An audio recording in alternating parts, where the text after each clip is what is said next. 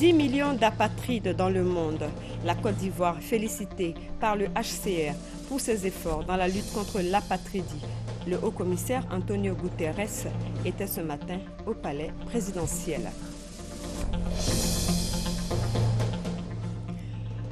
L'emprunt obligataire 2014-2022 est un véritable succès. 61,8 milliards ont été cotés à la Bourse régionale des valeurs mobilières.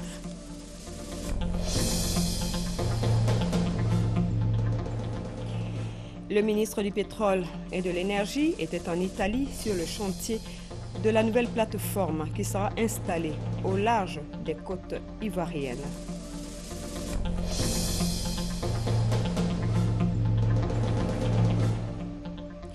À l'étranger, en Syrie, les djihadistes du groupe État islamique ont enlevé 90 habitants dans 2 villages chrétiens. Mesdames et messieurs, bonsoir. Bienvenue dans votre journal. Démarré à 8h30 ce matin, le séminaire gouvernemental destiné à faire le bilan de l'action du gouvernement au cours de l'année 2014 et définir les actions prioritaires du gouvernement pour l'année 2015 a clos ses travaux à 19h en présence du chef de l'État, le président Alassane Ouattara. Le Premier ministre qui a dirigé les travaux a fait une présentation au président de la République.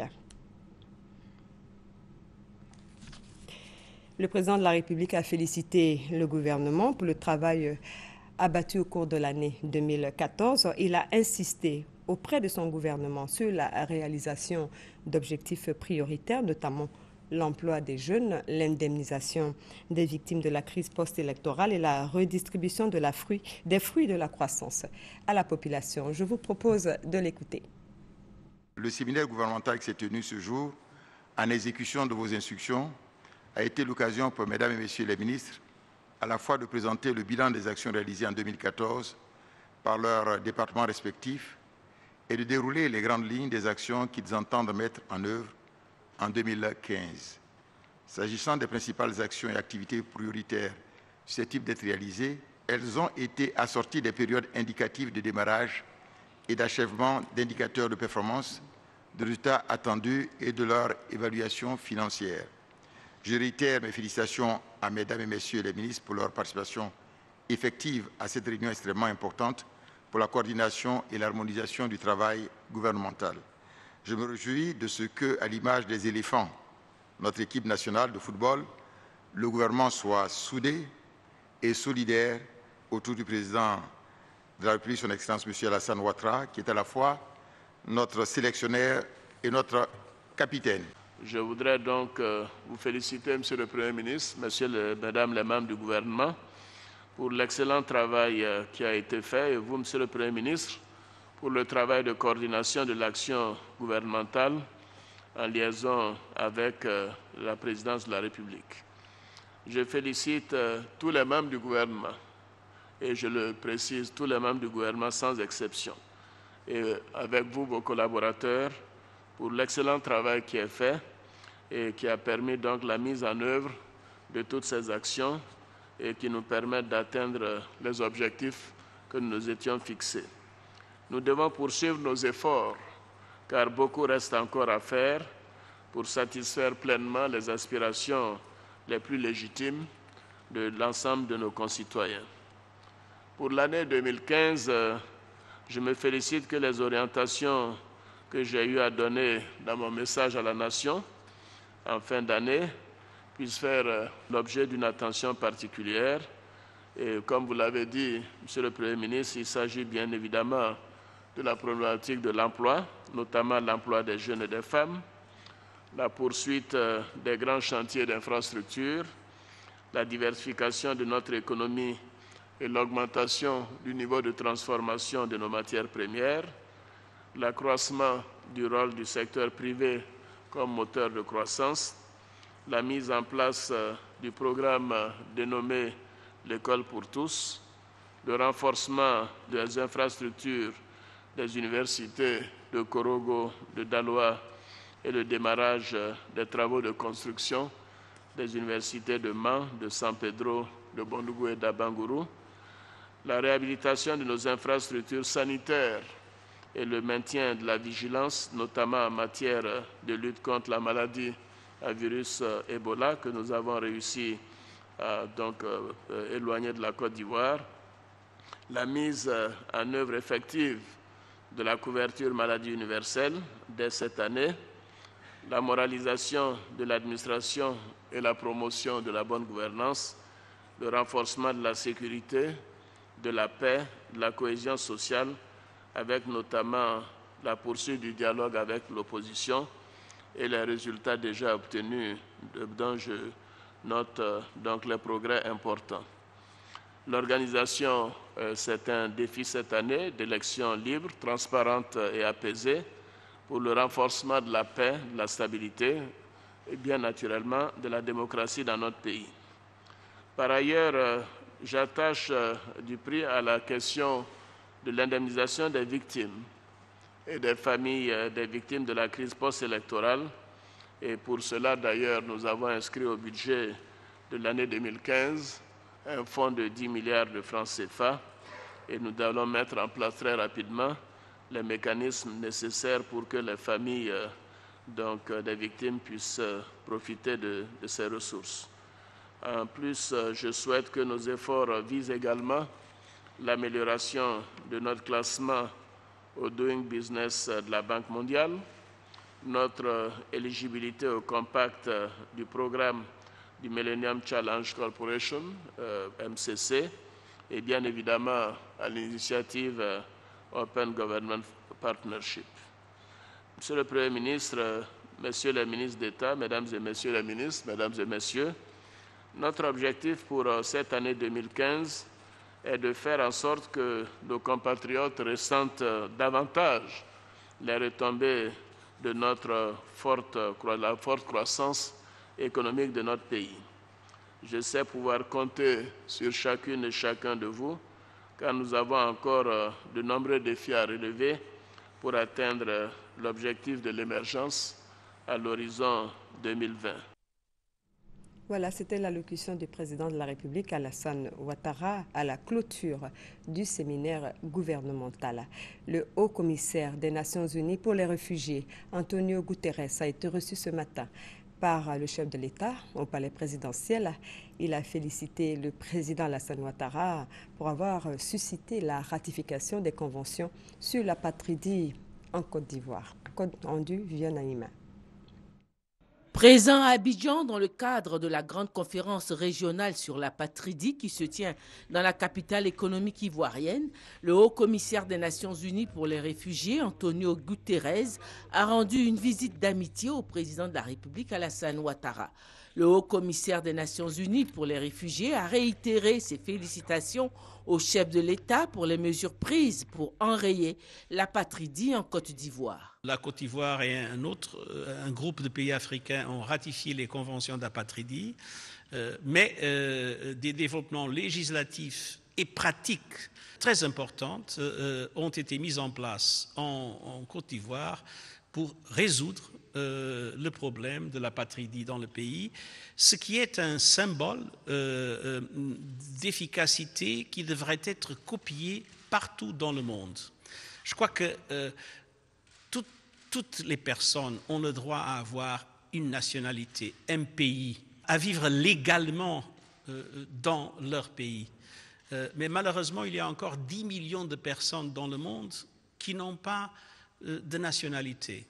Imaginez-vous que vous n'avez pas ni passeport, ni carte d'identité, ni carte de crédit, ni document, que vous n'existez pas légalement, que vos enfants ne peuvent pas aller à l'école, que vous ne pouvez pas aller à l'hôpital, que le jour où vous serez décédé, il n'y aura même pas un certificat. Ça se passe avec 10 millions de personnes dans le monde. Et la Côte d'Ivoire a pris une initiative pour résoudre entièrement le problème de l'apatridie dans le pays. Et cet exemple est un exemple qui a une énorme importance pour nous. Antonio Guterres a saisi l'occasion pour offrir un ballon de football au chef de l'État ivoirien en guise de félicitations pour la victoire des éléphants à la Coupe d'Afrique des Nations. En mai 2014, les autorités ivoiriennes ont lancé l'emprunt obligataire par appel public à l'épargne avec un taux d'intérêt de 6,55% par an sur la période 2014-2022. 61,8 milliards de francs étaient attendus. Paris est réussi. Les fonds ont été cotés à la Bourse régionale des valeurs mobilières. Les explications de Marina Atta et Francis Boifo. 61,8 milliards de francs CFA. C'est le montant mobilisé sur les 120 milliards de francs CFA attendus lors du lancement de l'emprunt obligataire par appel public à l'épargne, Trésor public de Côte d'Ivoire, TPCI, 6,55% 2014-2022.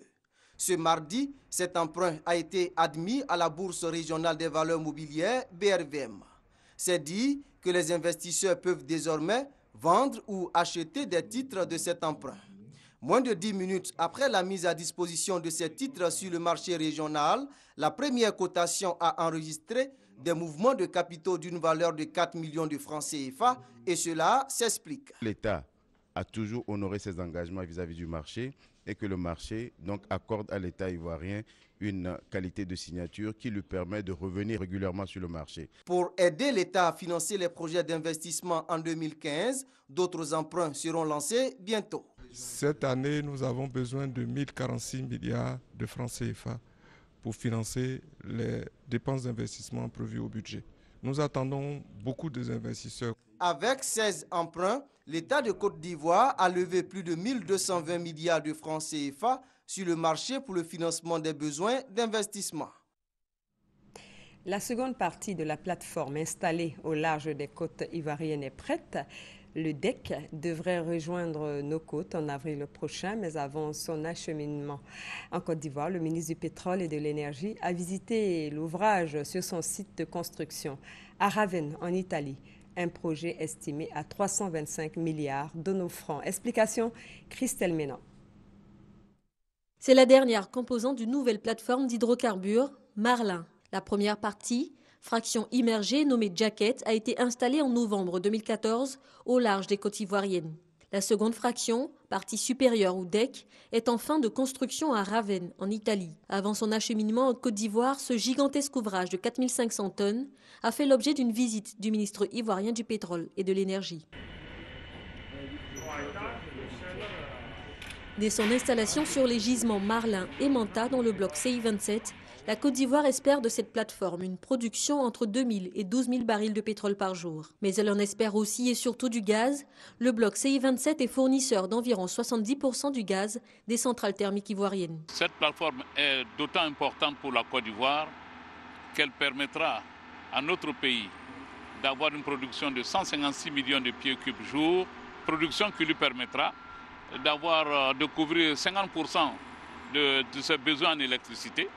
Un projet d'environ 325 milliards de francs CFA, un investissement productif consenti à 24% par le groupe Foxtrot International, principal partenaire de la Côte d'Ivoire dans l'exploitation de ces champs d'hydrocarbures. Installée dans le bloc CI-27 depuis plus de 10 ans, cette filiale du groupe Bouygues en a eu la concession pour 25 ans. La contrepartie, assurer une fourniture en gaz à hauteur de 140 millions de pieds cubes par jour. Foxtrot a été développé pour remplacer les turbines à vapeur qui existaient avant pour faire l'électricité, qui avaient une pollution sur l'environnement très forte. Grâce à la plateforme que vous voyez derrière moi, on arrivera à tenir la production pour la Côte d'Ivoire. La plateforme Marlin, plus avancée technologiquement et écologiquement, s'ajoute à 4 autres installations de production de pétrole brut et de gaz naturel déjà présentes dans le bassin pétrolier ivoirien. Après 3 ans et demi de travaux, elle devrait entrer en production dès août 2015. L'intérêt pour la population ivoirienne, c'est qu'on va avoir une électricité abondante, de qualité et à moindre coût jusqu'à l'horizon 2024. Un projet infrastructurel de plus et 61 blocs pétroliers qui laissent espérer un avenir énergétique prometteur pour la Côte d'Ivoire. Objectif à court terme, atteindre une production journalière nationale de 200 000 barils de pétrole brut et 250 millions de pieds cubes de gaz naturel. Objectif à long terme, faire de l'énergie le second pilier de l'économie ivoirienne après l'agriculture. Christelle Ménan était notre envoyée spéciale en Italie. L'économie ivoirienne est en marche, donc la 3e et dernière phase de construction du réseau haut débit en fibre optique sera attribuée à l'issue d'une négociation directe avec des entreprises capables d'apporter la totalité des financements nécessaires à la réalisation de l'ouvrage. Le projet a donc été présenté ce mardi à une trentaine de prestataires potentiels par l'Agence nationale du service universel des télécommunications ANSUT. Lansine Bakayoko. La troisième phase de construction du réseau national haut débit porte sur 5000 km de fibres optiques. Pour la mobilisation des 75 milliards de francs CFA nécessaires à sa réalisation, l'Agence nationale du service universel de télécommunications a mis en place un mécanisme particulier. Nous sommes aujourd'hui dans une procédure qui n'est pas une procédure d'appel d'offres classique. En compte tenu de l'intérêt de ce projet et de l'importance du projet, nous avons eu du gouvernement de l'État de Côte d'Ivoire l'autorisation d'aller dans une consultation un peu particulière. Cette méthode de sélection donne la possibilité à tous les opérateurs d'avoir une pleine mesure du service souhaité. Nous allons en retenir probablement 3 parce que simplement nous avons constitué le marché en lot de 3. Long de 7000 km au total, cette importante infrastructure de transmission vient en complément des réseaux de fibres optiques existants. Elle reliera à terme toutes les préfectures et sous-préfectures de Côte d'Ivoire. La livraison de l'ouvrage est prévue pour 2017. Le projet de loi relatif à la lutte anti-tabac a été approuvé par les conseillers économiques et sociaux en plénière et c'était hier au cours d'une réunion extraordinaire de l'institution. Sur les 113 membres que compte le Conseil économique et social, 92 ont répondu présents à la réunion extraordinaire de l'institution. Ces conseillers ont tablé sur la mise en place de la commission chargée d'étudier et de mettre à jour le règlement intérieur du Conseil économique et social. Nous avons voulu mettre en place une commission ad hoc qui va se pencher sur le règlement intérieur du Conseil économique et social. Il a plu au président de la République de prendre la décision d'aligner le fonctionnement du Conseil économique et social sur celui de l'Assemblée nationale. Il a décidé de créer un poste de premier vice-président et après le poste de premier vice-président, il a voulu réformer l'ensemble de la structure et il a pris des textes pour cela. Et ces textes rendent caduc le règlement intérieur sur lequel effectivement nous sommes en train de fonctionner. Un autre point à l'ordre du jour était l'examen du projet de loi relatif à la lutte anti-tabac, projet qui a été adopté en plénière. Toute chose doit aller d'abord par l'éducation. Des jeunes qui fument, il faut leur faire comprendre quelle était la dangerosité même du tabac. Il fallait ajouter, c'était le problème de sensibilisation et d'éducation des populations.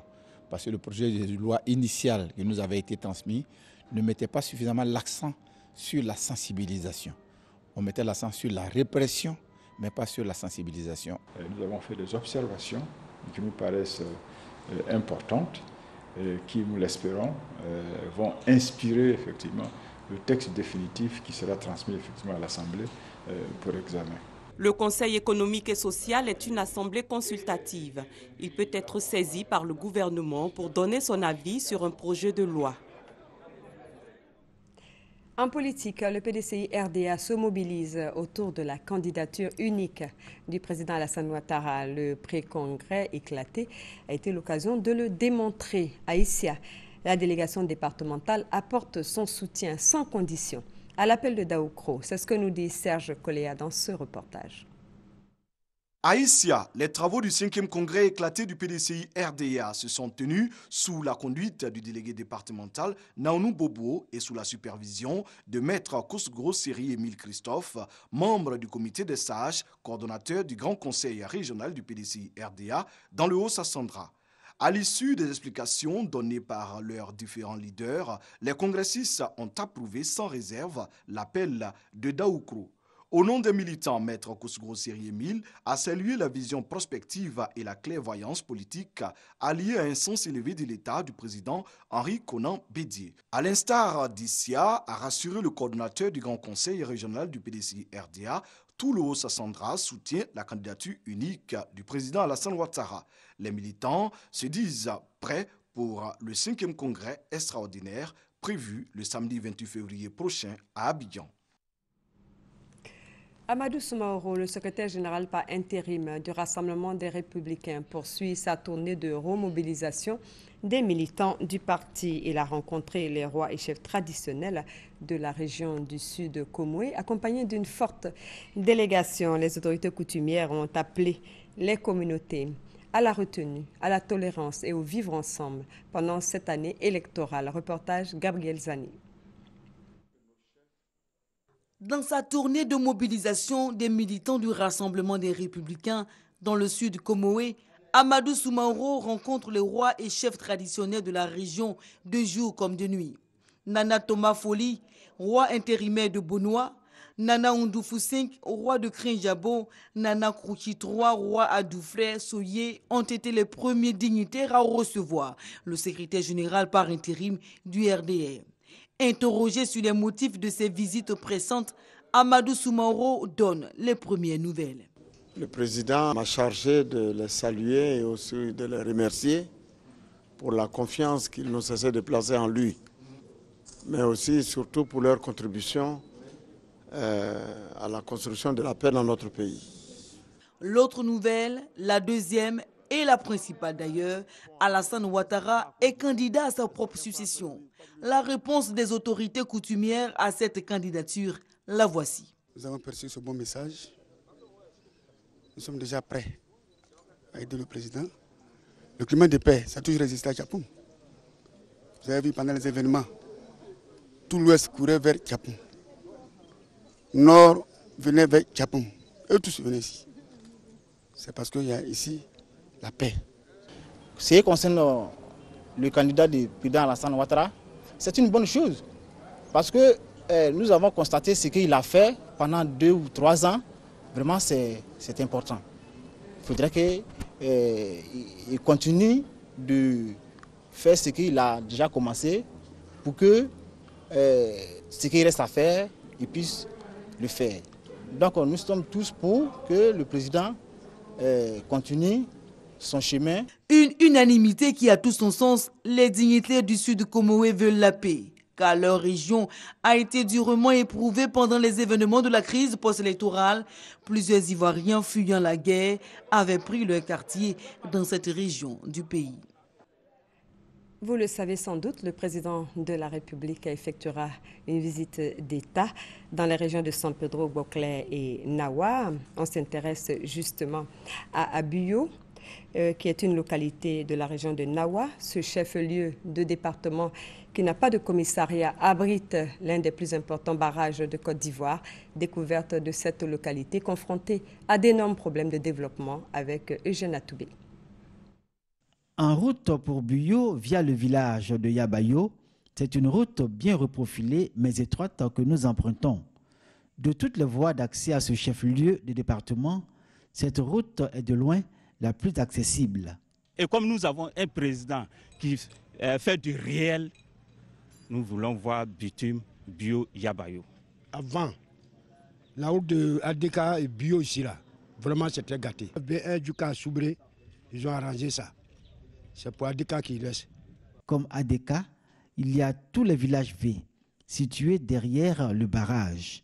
Des contrées de 10 à 15 000 habitants, grosses productrices de cacao, mais qui attendent toujours d'être touchées par le progrès. À Buyo, nous avons le plus grand barrage de la Côte d'Ivoire. Quand on prend tout le département de Buyo, vous allez trouver que le tiers n'est pas électrifié. Ça, c'est le paradoxe des paradoxes. En ville même, l'accès au logement, la fourniture en eau potable sont toujours des préoccupations. Les agents de l'État qui venaient, ils dormaient, ils réussissaient à dormir facilement. Mais maintenant que Buyo est devenu département, vraiment, il y a un problème de logement. Nous sommes à côté de l'eau, mais on n'arrive pas à boire de l'eau potable. Alors c'est à nous de nous poser la question, quel est le problème? Et notre souhait aujourd'hui, c'est d'avoir vraiment de l'eau bien traitée. Buyo, une localité entre grandeur et misère. Le plan de la ville même, tel que tracé, est illustratif de cette réalité. Les populations n'y échappent pas.